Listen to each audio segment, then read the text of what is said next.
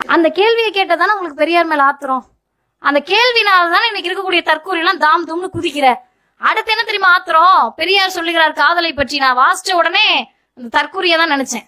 ஐயா சொல்றாரு, ஒருவருக்கொருவர் ஆசைப்பட்டு நேசம் கொண்ட பிறகு, இளைஞர்கள் நல்லா கேட்டுக்கங்க, ஒருவருக்கொருவர் ஆசைப்பட்டு நேசம் கொண்ட பிறகு, அது காதலாக இருக்கலாம், கணவன் மனைவியாக இருக்கலாம், நீங்கள் அந்த பந்தத்தில், அதாவது நீங்க 2 பேரும் சேர்ந்துட்டீங்க, அந்த பந்தத்திற்கு பங்கம் விளைவிக்காத நாணயத்தோடு இருப்பதுதான் உண்மையான வீரமும் மானமும் ஆகும்.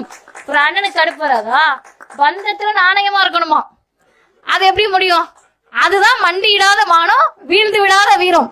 நீ விட்டுட்டு ஓடி வந்துடணும்.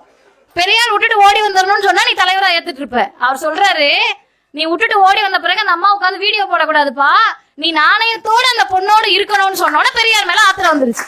அப்ப அந்த ஆத்திரம் நாணயமானது. இப்ப ஏன் தந்தை பெரியார்னு கேட்டா, எங்கள் தந்தை எங்களை சுயமா சிந்திக்காதன்னு சொன்னப்ப, நீ சுயமாதான் சிந்திக்கணும், எவனுக்காகவும் சிந்திக்கிறத நிறுத்தக்கூடாதுன்னு சொன்ன ஒரே காரணத்திற்காக என்னாலும் அவர் தந்தை பெரியார் தான்.